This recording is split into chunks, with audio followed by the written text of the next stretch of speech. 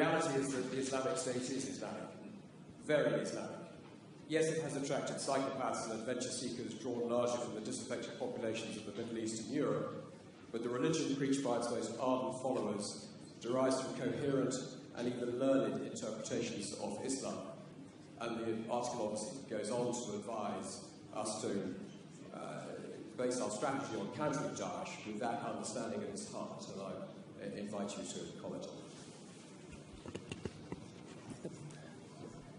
Every religion has perverts and psychopaths who try to hijack it. ISIS is as much Islamic as the KKK is Christian. Don't they have a cross? Don't they do everything in the name of religion and Christ? Don't they believe that Christ compels them to lynch and kill people of African descent? Can one really say that the KKK is a Christian organization? There are other groups that one can point to. There are other massacres that were committed in the name of keeping certain countries or regions clear of non-Christians. There are people like this also in the Jewish faith that have nothing to do with Judaism. There are people like this in the Hindu faith that have nothing to do with Hinduism. For anyone to argue that Daesh is Islamic is preposterous. In the Islamic faith, the Quran reveals that you have your faith and I have my faith. And you're free to practice your faith and I'm free to practice mine.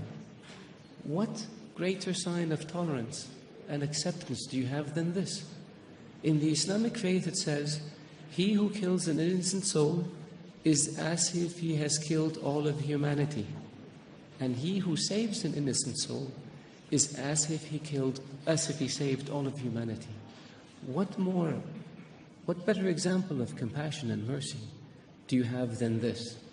So if you look at what Daesh says and you say it's in the scriptures, doesn't the Old Testament say an eye for an eye and a tooth for a tooth? If somebody does it today, would you say they were Christian or they were Jewish?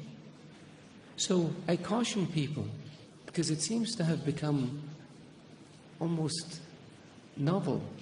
Not novel, it's become the flavor of the day to try to read things into Daesh or into Islam that are not there. The Islamic religion and Islamic civilization was the civilization that preserved the history of Greek and Rome and passed it on to the West. Western civilization would not exist without the Islamic Arab civilization. The Islamic civilization and the Islamic Arab civilization was the civilization that connected China with Europe. So it was global. The point I made early on about being an intermediate civilization, this is what I mean. So if Islam was intolerant and Daesh represented Islam, would Islam have preserved Aristotle and Socrates and passed it on to the West? Would Islam have connected Eastern civilization with Western civilization? Of course not. So I urge you, all of you, to be careful when it comes to making generalizations or to accepting generalizations that have no basis in fact. Thank you.